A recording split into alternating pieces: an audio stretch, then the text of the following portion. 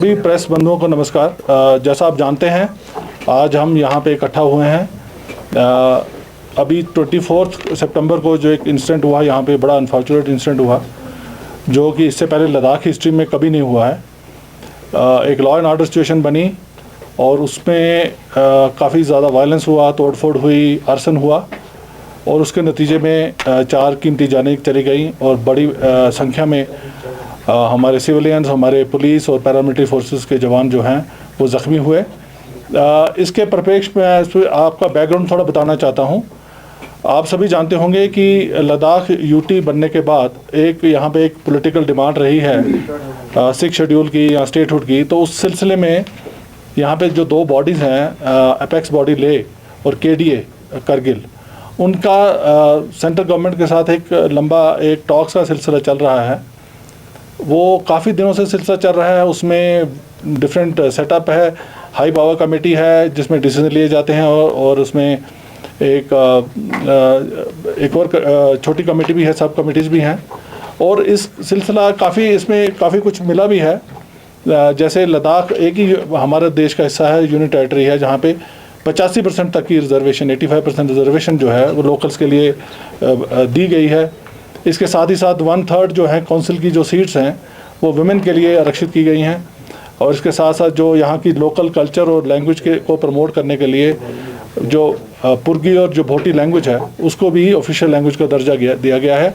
और एक ongoing process है जो चल रही थी पर इस प्रोसेस को सबोटाज करने के लिए, इसको विशिएट करने के लिए काफ़ी समय से प्रयास भी चल रहे थे, जिसमें कुछ सो कॉल्ड इन्वायरमेंटल एक्टिविस्ट और बाकी इस किस्म के ग्रुप्स जो थे जिनकी क्रेडिबिलिटी पे भी एक क्वेश्चन मार्क है, उन लोगों ने इसको प्लेटफॉर्म को हाईजैक करने के लिए कोशिश की। और उसमें से सबसे जो प्रथम जो हमारा नाम है, जो मिस्टर सोनम वांगचुक हैं, जिन्होंने पहले भी इस किस्म के बयान और इस किस्म की जो प्रोसेस को डिरेल करने के लिए काफ़ी काम किया।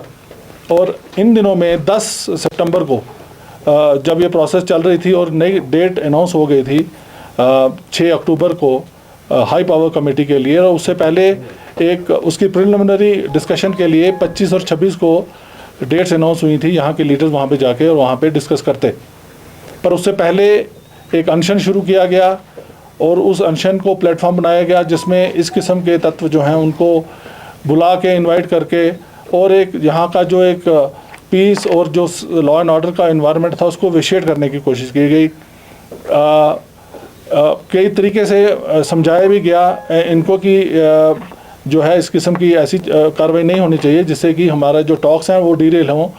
पर फिर भी ये जो प्रोसेस, जब भूख हड़ताल जो है वो ख़त्म नहीं की गई और इन्हीं दिनों में run up to the talks हमने देखा कि एक उनमें इंक्रीज़ आई, जिस किस्म के बयान दिए गए, जिस किस्म के जो वहाँ पे वीडियो वायरल किए गए, जिसमें हमें लगता था कि लॉ एंड ऑर्डर को काफ़ी ख़तरा है। और उसमें हमने पुलिस कार्रवाई भी की उन दिनों में। जब भी हमें लगा, हमने उसमें FIR भी रजिस्टर किए। और 24 तारीख को, जबकि 25 और 26 को एक प्रिलिमिनरी टॉक्स ऑलरेडी प्लान थी दिल्ली में और यहाँ के जो लीडर्स थे दोनों ग्रुप्स के वो जाने वाले थे, सरप्राइजिंगली 24 तारीख को एक बहुत बड़ा यहाँ जो ग्रुप इकट्ठे हो गए और उसमें नॉर्मल जो ग्रुप्स तो थे ही थे, उसके साथ ही साथ उसमें काफ़ी एंटी सोशल एलिमेंट्स जो हैं वो ज्वाइन किए। और सडनली जो ये ग्रुप जो है 5-6 हज़ार के लोग जो हैं उन्होंने जो है मार्च किया और बाहर जो जितनी भी यहाँ की गवर्नमेंट बिल्डिंग्स हैं, एस्टेब्लिशमेंट्स हैं, पॉलिटिकल पार्टीज़ के ऑफिस हैं, उनको बड़े मैसिव तरीके से डैमेज किया, स्टोन पेल्टिंग की। और जहाँ पे जो हमारी फोर्सेस लगी थी, जो उन्हीं की प्रोटेक्शन के लिए लगी थी, इन फोर्सेस इन इंस्टीट्यूशंस की, और वो अंदर थी प्रेमिसेस में, उनके ऊपर अटैक किया गया। आपको वीडियो फुटेज आपने देखी होंगी। एक पॉलिटिकल पार्टी के दफ्तर को घेराव करके उसमें आग लगा दी गई, टू द एक्सटेंट कि हमारे वहाँ पे CRPF के जवानों की काफ़ी बुरी तरीके से उनकी पिटाई की गई। और आज भी एक जवान जो है अभी भी एक सीरियस स्पाइनल इंजरी के साथ आर्मी हॉस्पिटल में एडमिटेड है। 3-4 और जवान उनको बड़ी मुश्किल से निकाला गया। तो उसी बिल्डिंग में हमारी 4 महिला पुलिस लद्दाख की जो थी वो फंस गई और उसको बिल्डिंग को बाहर से आग लगा दी गई। आप समझ सकते हैं कितना मैसिव एक अटैक था। और उसके बाद यही जो मॉब है और उससे भी ज़्यादा बड़ा मॉब जो है यहाँ पे आज हम बैठे हैं इसी प्रेमिसेस में, यहाँ पे काउंसिल बिल्डिंग है, यहाँ पे जो यहाँ की सरकार है उसका हेडक्वार्टर है, उस पर अटैक किया गया, उसको आग लगा दी गई। और इसी में यहाँ पे हमारे जितने भी सारे ब्यूरोक्रेसी जो सारी इसी प्रेमिसेस में थी, इन सभी को खतरा था। और उस अटैक को जब इतने मैसिव अटैक को जब रोकने के लिए सेल्फ डिफेंस में फायरिंग इंसिडेंट हुई, जिसमें 4 अनफॉर्चुनेट डेथ्स हुई। और इसमें जो टोटल नंबर ऑफ जो हमारे इंजर्ड हैं, सीवियरली इंजर्ड जो हैं, पहले दिन ही हमारे 32 निकले। और उसके बाद में जो है काफ़ी लोग और इंजर्ड हुए। मेरी अपनी गाड़ी जो है, मेरे पे भी अटैक हुआ, मैं लकीली सर्वाइव किया विद छोटी मोटी चोटों से, और हमारी गाड़ी तोड़ दी गई। इस मॉब के माहौल में 4 बजे तक हमने, ये कोई 11:30-12 बजे के करीब का वाक़या जब ये वायलेंस शुरू हुई, पर हमने 4 बजे तक इसको कम्प्लीटली अंडर कंट्रोल लेके आ गए। और एक जो है कर्फ्यू वगैरह ऑफिस किया गया, फोर्सेस लाई गई, और जो बाकी रिलीफ है उसके लिए हमने काम किया। टोटल जो इंजर्ड थे, जो सीवियरली इंजर्ड हमारे पुलिस पर्सनल थे, उसमें 17 सीआरपीएफ के थे, 15 लद्दाख पुलिस के थे। पर बाद में जब हमने देखा जो माइनर इंजरीज जो बाकी डिप्लॉयमेंट थी हमारे ओवरऑल सिटी में, हमारा नंबर कोई 70-80 के करीब पहुंचा। उसी तरीके से कोई 70-80 के करीब जो है सिविलियन जो है वो इंजर्ड हुए। उसमें जो 7 जो थे वो सीरियस थे, क्रिटिकल थे। एक क्रिटिकल जो लड़की थी उसको एयरलिफ्ट करके नेक्स्ट डे दिल्ली एडवांस जो मेडिकल अटेंशन के लिए भेजा गया। और अभी जो है कुछ 6-7 लोग जो हैं लद्दाख हॉस्पिटल में जो हैं वो है, पर वो रिकवर कर रहे हैं सारे। मैं आपकी तरफ से पूरे लद्दाख को ये मैसेज देना चाहता हूँ, लद्दाख पुलिस आप ही का अंग है। मैं खुद यहाँ पे दूसरी बार पोस्टिंग कर रहा हूँ। मैं लद्दाख की साइकी को जानता हूँ, मैं लद्दाख की कॉन्शियस को जानता हूँ। इस किस्म का जो है वायलेंस जो है लद्दाख की हिस्ट्री में पहली बार हुई है। और मुझे ये पूरा यकीन है कि लद्दाख के लोग जो हमेशा से पुलिस का साथ देते रहे हैं, एडमिनिस्ट्रेशन का साथ देते रहे हैं, एक वन ऑफ सिचुएशन है। और इसमें लोगों को भी जिनसे मैं मिल रहा हूँ सभी इसमें शर्मिंदा हैं। किसी ने एंटिसिपेट नहीं किया था इस किस्म की वायलेंस होगी। और मेरा मैसेज लद्दाख के लोगों के लिए यही है, लद्दाख पुलिस आपका हिस्सा है और आपकी सुरक्षा के लिए दिन रात आपके साथ है। हमने हमारा एक अपना हिस्ट्री है, एक सागा है हमारे सेक्रीफाइस का। इसी साल हमने 3 डिफरेंट इंसिडेंट्स में 2 हमारे कांस्टेबल और 1 हमारा इंस्पेक्टर शहीद हुआ है लोगों को बचाते हुए। इससे पहले हमने काफ़ी काम किया है। इसी पिछले महीने ही जब यहाँ पे फ्लड्स आए थे और लैंडस्लाइड इशू हुए थे, दिन रात हमारी फोर्स ने काम किया।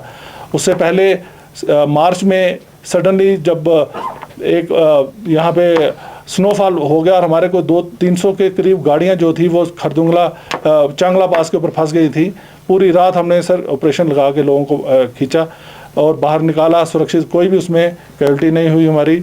मैं ये कहना चाहता हूँ कि आपकी पुलिस आपके साथ है, आपके लिए 24/7 काम करने के लिए खड़ी है। और पर हम सिविलियंस को हर कीमत पे हर सिचुएशन में प्रोटेक्शन करेंगे। पर जो लोग हमारे इस पीस और हार्मनी को डिसरप्ट करने की कोशिश करेंगे या कोई ऐसे एंटी सोशल एलिमेंट्स, उनके साथ हम सख्ती से निपटेंगे। मैं ये भी क्लियर करना चाहता हूँ। स्पेशल मैसेज है हमारे यूथ के लिए। हम यूथ जो है, यहाँ का यूथ हमारा एक फ्यूचर है। इनके लिए हमने बहुत किस्म से एंगेजमेंट की हुई है। अभी पिछले 1-2 महीने से हम करियर काउंसलिंग के लिए एक पूरे लद्दाख यूटी में हमने एक प्रोसेस शुरू किया था। उसमें बढ़ चढ़ के हमारे यूथ ने हिस्सा लिया। 1800 के करीब जो है अभी पोस्ट जो हैं उनकी रिक्रूटमेंट की प्रोसेस चल रही है। अभी हम सब इंस्पेक्टर की पोस्ट करने वाले हैं। और अभी जब हम बात कर रहे हैं, अभी कोई 400-500 के करीब हमारे जो कांस्टेबल हमने रिक्रूट स्पेशल तरीके से बड़ा कोशिश करने के बाद ट्रेन करके कश्मीर से लाए हैं। उनकी पासिंग आउट का के लिए वेट कर रहे हैं। इनफैक्ट पासिंग आउट उनका कल का दिन था पासिंग आउट होने का, पर जो हमारा जो सिचुएशन बनी उसके कारण उनका पासिंग आउट डिले करना पड़ा। मैं ओपन आर्म्स के साथ अपने यूथ को कहना चाहता हूँ, हम आपका हिस्सा हैं और हम आपको इन्वॉल्व करना चाहते हैं लद्दाख की प्रोटेक्शन के लिए। हम चाहते हैं आप एज ए पुलिस फैमिली हमें ज्वाइन करें और बाकी जो गवर्नमेंट जॉब जो अभी आने वाली हैं 1800 के करीब, उसमें पार्टिसिपेट करें। किसी भी एंटी सोशल एलिमेंट के पास ऐसे लोगों के बातों में मत आइए जिनका अपना एक एजेंडा है, जो आपको एज ए टूल यूज़ करते हैं और आपके भविष्य को खतरे में डालने की। देखिए, कुछ इन्वेस्टिगेशन जो हम अभी तक आपको बता सकते हैं, कुछ ऑब्वियसली हम नहीं बता पाएंगे क्योंकि उसमें एक प्रोसेस चल रही है। जो सोनम वांगचुक का है, अगर आप देखें इनका प्रोफाइल और एक इनकी हिस्ट्री रही है, ये सारा कुछ आपको यूट्यूब में अवेलेबल होगा। जिस किस्म से इंस्टिगेशन वाली उन्होंने बातें की हैं, अरब स्प्रिंग की बात की है, या नेपाल या बांग्लादेश या श्रीलंका की जो इंस्टिगेट करने के लिए उनका एक अपना एजेंडा है। जहाँ तक आपकी फॉरेन फंडिंग की बात कर रहे हैं, उसके ऊपर ऑलरेडी प्रोसेस चल रही है। FCRA की वायलेशन का कितना वहाँ पे है। हमने पिछले दिनों जब चलो इस प्लेटफॉर्म में बता देता हूँ, हमने एक पाकिस्तान PIO भी पकड़ा था जो इनके साथ उनकी रिपोर्टिंग करके अक्रॉस भेज रहा था। उसके भी एक हमारे पास रिकॉर्ड है। हमारे पास इनकी जो विजिट्स हैं, जैसे पाकिस्तान में डॉन की इवेंट इन्होंने वहाँ पे जाके किया, उसके बाद बांग्लादेश में, तो ये सारा एक बहुत बड़ा क्वेश्चन मार्क है इनके ऊपर। और इसके बीच में डिफरेंट एजेंसीज जो हैं जिनका ये काम है वो ऑलरेडी इसमें इन्वेस्टिगेशन कर रही हैं और उसमें एक्शन लेंगे। एक इन्वेस्टिगेशन का विषय है, पर जिस दिन हमारे जो फर्स्ट डे जिस दिन इंजर्ड जो लोग जब शिफ्ट किए गए, उसमें 2 नेपाली जो हैं बुलेट इंजरीज है, 2 की शायद 3 जो है वो नेपाली नेशनल यहाँ पे हॉस्पिटल में एडमिट थे। उसके बाद में हमने कुछ और लोग जो किए, उसमें से उनकी वेरिफिकेशन के बाद शायद 3-4 और ऐसे तत्व निकले हैं। 3 तो कंफर्म्ड हैं जो कि नेपाल नेशनल थे और जो हॉस्पिटल में एडमिट रहे हैं। हमारी सबसे बड़ी चिंता है, इससे पहले हमारी मीटिंग हो चुकी है, हमारा मेन एम है कि शांति बहाली हो जाए। और हम समझ सकते हैं लोगों की परेशानियाँ भी हैं और ऑलरेडी हमने इसमें डिसीजन ले लिया है। अभी कर्फ्यू 1 से लेकर 3 बजे तक जो हम स्टैगर्ड तरीके से खोलने वाले हैं, ओल्ड सिटी में अभी खुल जाएगा और जो चौक से नीचे वाला जो न्यू एरिया है उसमें हम 3:30 से 5:30 तक खोलेंगे। जिन लोगों का ऑब्लिगेटरी है वहाँ पे आना, जो क्लोज रिलेटिव्स हैं, उनके लिए ऑलरेडी हमने अरेंजमेंट कर लिया है और उनको हम सेफली लाएंगे। हम नहीं चाहते कि फ्यूनरल के टाइम, क्योंकि हर जगह डिप्लॉयमेंट है, हर जगह रोड ब्लॉक है, किसी को इनकन्वीनियंस हो, हम उसको भी जो सेल्फ डिफेंस है, जो आपकी लाइफ और प्रॉपर्टी और सेल्फ डिफेंस जो हमारा मेन चार्टर है, उसको डिफेंड करने के लिए in the right of self defence जो है फायरिंग की जा सकती है। और वही कारण था जब फायरिंग हुई है। अगर आप वीडियो फुटेज देखें और आप उसमें देखें कि अगर किस हालात में हमारी पुलिस फोर्स ने जो परफॉर्म किया है, इट्स कमेंडेबल। I salute. कुछ नहीं है। मैं जो आपको फर्स्ट इंसिडेंट बताया, जिस हमारी 4 लद्दाख पुलिस की लड़कियां जो उस बिल्डिंग के अंदर फंस गई, वो BJP ऑफिस ही था। उसी ऑफिस में जिसको आग लगा के और जिसको हमने बड़ी मुश्किल से रिट्रीव किया। और जो हमारे पुलिस CRP के ऑफिसर हैं जो अभी भी एक स्पाइनल इंजरी के साथ इमोबाइल होके आर्मी हॉस्पिटल में पड़े। अभी तक की जो नॉलेज है, 44 लोग हमने जो हैं वो गिरफ्तार किए हुए हैं जो जेल में हैं। उसमें से 5-6 जो हैं जो मेन रिंग लीडर्स हैं वो पकड़े गए। और ऑब्वियसली सोनम वांगचुक जो मेन उसका इंस्ट्रूमेंट प्लेयर था, उसको हमने NSA के भेज दिया। सबको पता है उनकी डॉन की जो इवेंट और जो पाकिस्तान में उन्होंने बयान दिए हैं। और ख़ासकर मैंने एक और इंसिडेंट बताया जिसमें एक पाकिस्तान PIO जो है यहाँ से, जिन्होंने अक्रॉस हमने देखा है, जिन्होंने वो जो वीडियो भेजने वाले और उनके जो बाकी लिंक्स हैं, जो फॉरेन फंडिंग है, एक बड़ा इन्वेस्टिगेशन का विषय है और उसमें काम चल रहा है। पुलिस का काम जो है लॉ एंड ऑर्डर मेंटेन करना, पीस एंड सिक्योरिटी इंश्योर करना है। पुलिस का काम फुटेज बांटना या किस मीडिया में उसको क्या रूप दे रहा है, वो हमारा मीडिया मैनेजमेंट का काम नहीं है, वो मीडिया का ही काम है। तो ये आप अपना ड्यूटी जिस हिसाब से करेंगे, आप जैसा उसको पोर्ट्रे करेंगे वही करेंगे। हमारे लिए सबसे इम्पोर्टेंट काम है, आपको पता नहीं है हमारी फोर्स 4 दिन से सोई नहीं है, आपको ये शायद पता नहीं है। और हमारा मेन काम है कि कानून व्यवस्था जो है वो इंटैक्ट रहे, हम उसमें एक ही रिक्वेस्ट है सभी से। अब सोसाइटी में फंडामेंटल राइट्स और फंडामेंटल ड्यूटी साथ साथ चलती हैं। अगर आप लद्दाख पुलिस की हम कह रहे हैं we are stretch to the limit. आपकी मोनेस्ट्रीज़ के बारे में एक ऑलरेडी हमने प्लान बनाया हुआ है, उसमें हम अपने खर्चे से CCTV लगवा रहे हैं और वहाँ पे आदमी दिए हैं। ये कम्युनिटी का एसेट है, मोनेस्ट्री जो है कम्युनिटी की हैं। आप कम्युनिटी के लोगों का भी उसमें बनता है कि कम से कम एक रिप्रेजेंटेटिव जो है वो आप वहाँ पे रहे और उनका जो ट्रेजर्स जो आपके पुराने डॉक्यूमेंट्स हैं या पुराना जो खजाना है उसकी रक्षा करे। ये तो आप लोगों का मेन काम है। हम उसमें असेस कर सकते हैं पर हम आपका वो पूरा क्लेम नहीं कर सकते। हमारा काम CRPF अगर उस दिन यहाँ नहीं होती, ये पूरा ले टाउन जल जाता। मैं आपको ये पूरे आपको मैं कॉन्फिडेंस से कह रहा हूँ, ठीक है। और हमें कोई शौक नहीं है कि हम यहाँ पे अपने अननेसेसरी फोर्स लाएं। फोर्स को लाना एक बहुत बड़ा एक इसमें प्रोसेस इन्वॉल्व होती है। फोर्स ऐसे नहीं है कि आपको ऐसे मिल जाएगी। एक फोर्स का लॉजिस्टिक मूव करने में बड़े एंगल्स होते हैं, बड़ी रिक्वायरमेंट्स होती हैं, उनका लॉजिस्टिक का देखना, उनको ठहराना। हम नहीं चाहते यहाँ पे फोर्स हो, हम तो चाहते हैं पीस प्रवेल करे, अमन आए। पर अमन तभी आएगा जब एक सिटीज़न जो है अपनी रिस्पॉन्सिबिलिटी पूरी समझेंगे। कोई भी एक ग्रुप जो है इस किस्म से एक फोर्स जो कि एक इंफ्रास्ट्रक्चर के अंदर खड़ी है, डिफेंड कर रही है उसको, अगर उसको जलाने के लिए आएगी तो आप क्या चाहते हैं, क्या हो, फोर्स मर जाए? वो नहीं पॉसिबल है ना। ह्यूमन लाइफ सबकी है।